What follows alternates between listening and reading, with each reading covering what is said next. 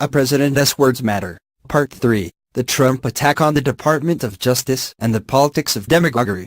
News coverage of Donald Trump's recent pronouncements about the criminal justice system has centered on the question of norms. He is rightly criticized for refusing to observe restraint in his comments about law enforcement, publicly urging the Department of Justice, DOJ, to undertake specific investigations is, at best, unseemly and, at worst, a clumsy attempt to influence prosecutorial decisions. Moreover, the president has expressed frustration over his lack of control over the department, and criminal law enforcement reveals a disturbing view of his office, reflected most alarmingly in his strident and persistent calls for legal action against his political adversaries. The question that arises is, what precisely is the true extent and depth of the problem that his words and mindset pose? After all, if the president is annoyed with the constraints but acknowledges that he is stuck with them, then we might chalk up the outbursts to his temperament and inexperience and not worry too much.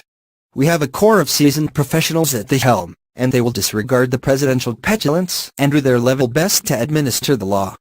Trump may be straining to control the Department of Justice. Expressing his wishes in real time via Twitter or in his comments on the White House lawn, but he won't get what he wants. Such a reading of the danger Donald Trump's politics presents is too narrow. He is practicing demagoguery of a high order.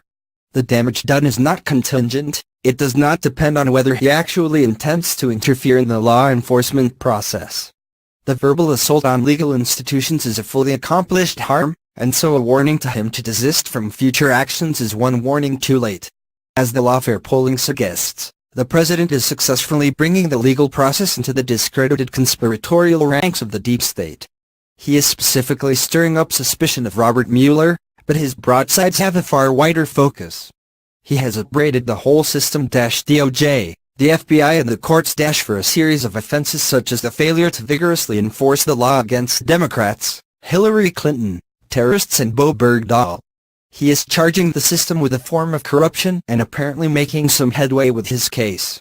Last week's indictment and plea agreement may shift the polling to a direction more favorable to Mueller, but the support may be soft and volatile, likely to vary with the course of events.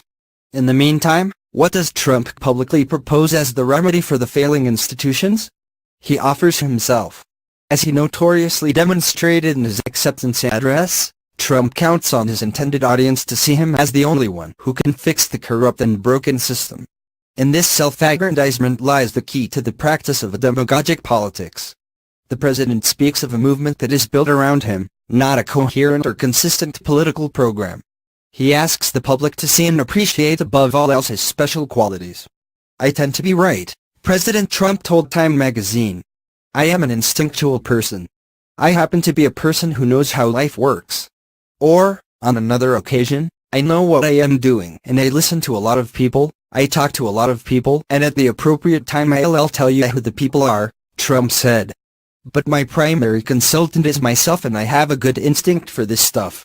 Most recently, he had this to say, "But the reason our stock market is so successful is because of me.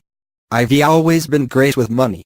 I have always been great with jobs, that's what I do. And I've done it well, I've done it really well."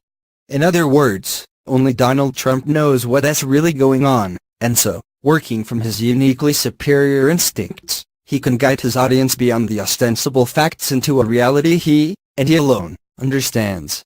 It is a world in which institutions are of entirely secondary importance, inferior in capacities to the political leader and susceptible to corrupting influences. Demagogic argument is indifferent to facts when facts like any other obstacle impede achievement of his goals. An attack such as Trump's on the Department of Justice is built on misrepresentations of both law and fact, and of the DOJ's proper institutional role. It is also typical of such attacks that they rely on as much rhetorical force as possible to disparage the opposing points of view and those who hold them. In this way the demagogic politician exhibits his strength and his singular leadership skills. In seizing and maintaining control of the stage, he undermines the standing and functioning of institutions. It is tempting to see the attacks on the legal system as the natural response of a president preoccupied with an investigation focused on his campaign, his associates and perhaps ultimately him. In this view, he is engaged in self-defense, as he prepares for a public defense against the special counsel and the option of firing him. This may all be true. But Donald Trump has pursued the same demagogic plan of attack when his less personal, more political, interests have been at stake.